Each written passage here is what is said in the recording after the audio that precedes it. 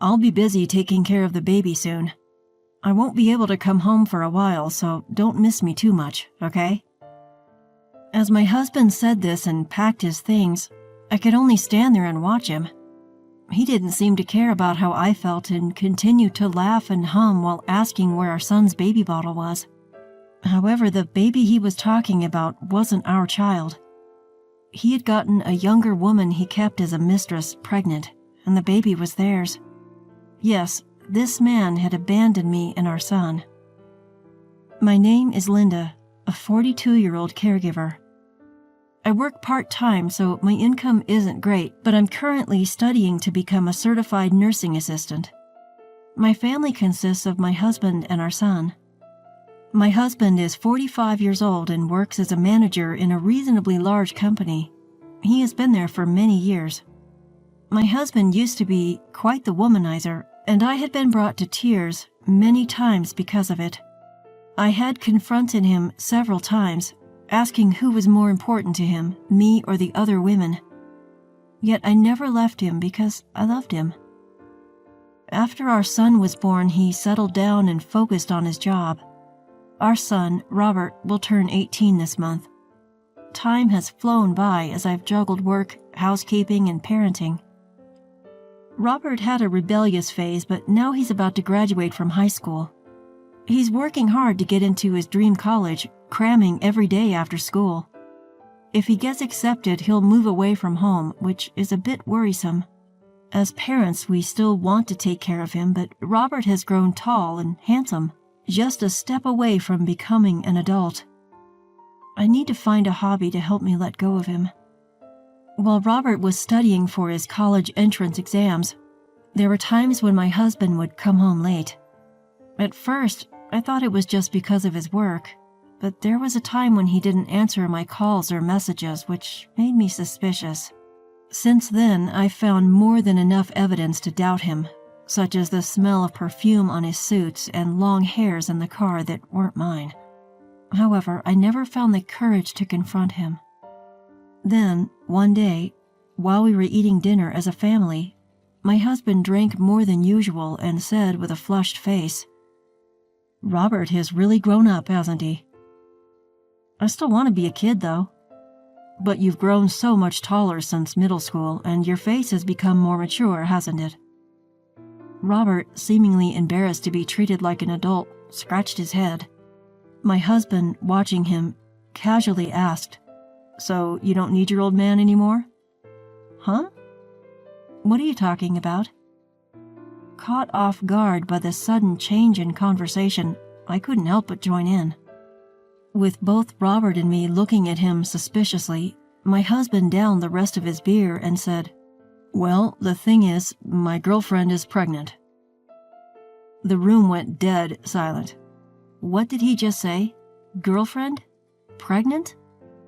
Not making any sense. I let out a dry laugh. "I think you've had too much to drink today." "No, this is a true story. I met her a year ago and we've been dating ever since. I was planning to keep it a secret, but it seems like we accidentally made a baby." I stood up quickly and covered Robert's ears. Robert didn't seem to follow, looking at his father with a blank expression. "Robert, go back to your room." "What? This is the last time we'll all be together. I haven't had much time to talk to Robert lately. Let him stay here a little bit longer." "How can you say that? I don't understand how you think it's okay for our son to hear this. And what do you mean by the last time?"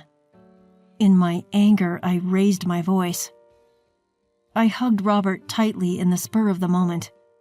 He's already in a sensitive period due to his upcoming exam, so I don't want him to hear this kind of conversation.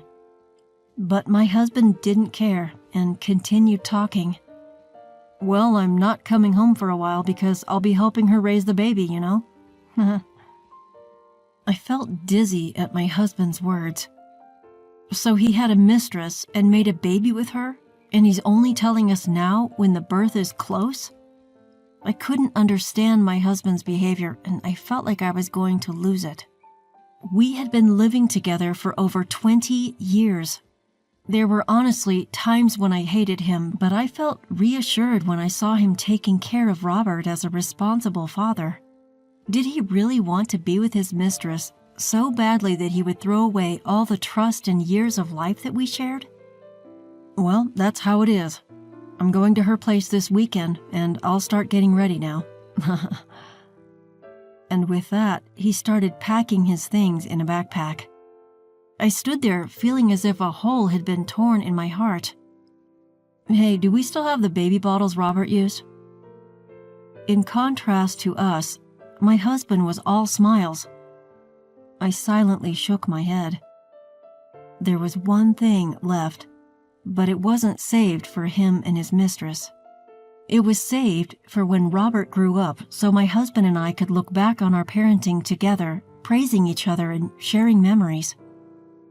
My husband left the room, muttering that it was a waste, and went to the bedroom to organize his clothes. Did he just abandon us? Robert whispered, tears in his eyes, and I couldn't find the words to deny it. 3 days later, my husband was apparently heading to his mistress's place. When I cried that I had actually once believed in him, he said, "I always wanted a second child, but you were always so busy, right? And while we were doing all that, we got older and older. I knew we couldn't have another one." He laughed loudly, hurting my heart as much as possible. Robert, holding back his tears, glared at his father while rubbing my back. "What's with that look? By the time you come back, I won't be here anymore. Are you okay with that? Sure, you're an adult now, right?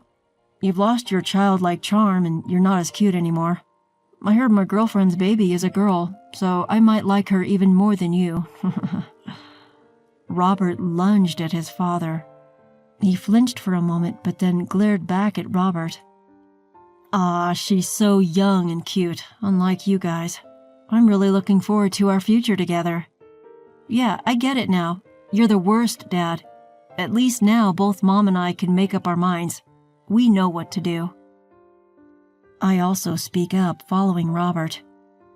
"You should know that there will be no home for you to return to anymore."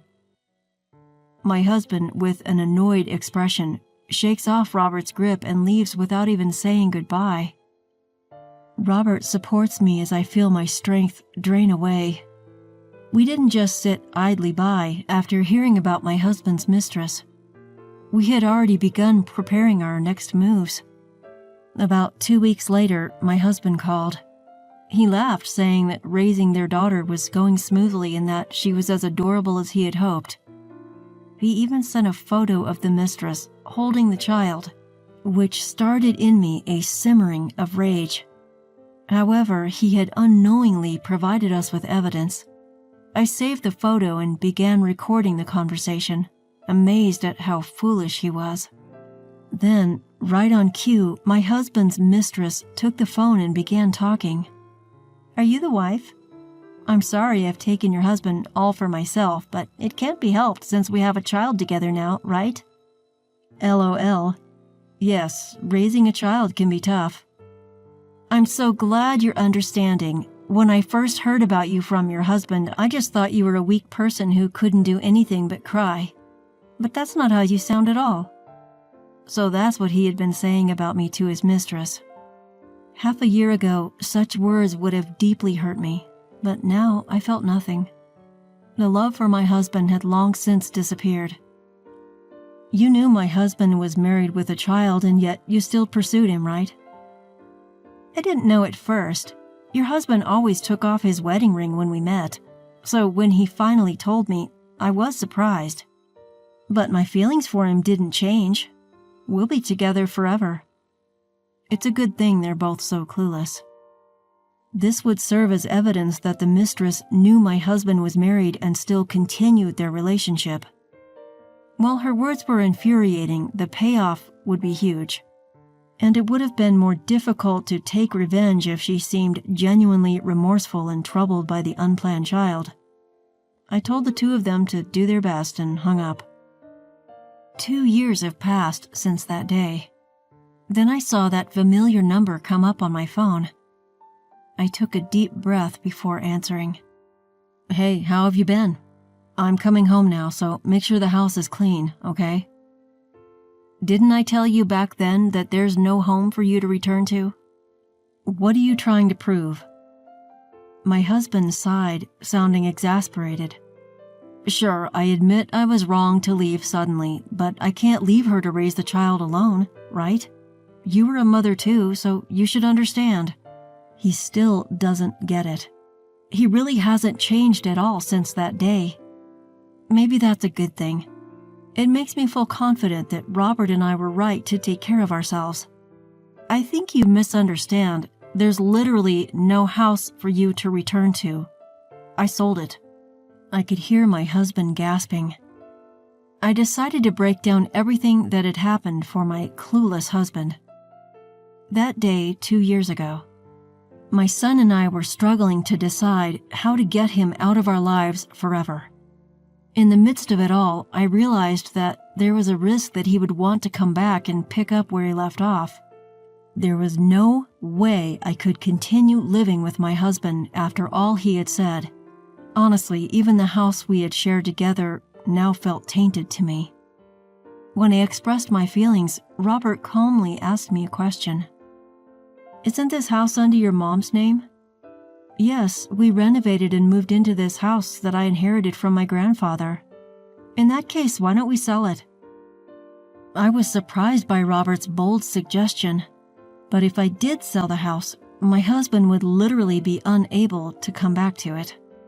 Plus, the money could be used to hire a lawyer and a private investigator for the divorce process. Robert had been saving up for months so we could live without any worries. With that savings and a little more, it would be possible for me to move away with him. I accepted Robert's idea and began making preparations. Robert worked harder than ever in his studies, eventually getting accepted to a college far away, and I obtained certification as a nursing assistant. With this certification, my salary would be higher and I could work anywhere. And so we sold the house. Of course, we had obtained my grandfather's permission. My parents had passed away early and my grandparents had taken on the role of parents. When I explained the situation with my husband to my grandfather, he was furious. My grandparents gave us some of the money they had been saving little by little, telling us to use it to start our new life. When I hesitated, they insisted, saying there was no point in them holding on to the money at their age, and forced me to take an envelope filled with cash. I was moved to tears by my grandparents' kindness. And so we began living in the state where Robert's college was located. Since you never showed any interest in what we were up to while Robert was studying for his exams, you probably have no idea where we're living now. You can't bluff me like that. My husband's voice grew louder, clearly panicked. If you think it's a lie, you're welcome to come see for yourself. We're busy, so we'll hang up now. Hey, wait. At that moment, Robert, who had been quietly observing, took the phone from me. Dad, you said it yourself, right? That we don't need you anymore? And we agree. We don't need a father who abandons us to be with his mistress. With a cold tone, Robert told him this, causing my husband to break down crying. Please, wait. I know I messed up, but don't abandon me.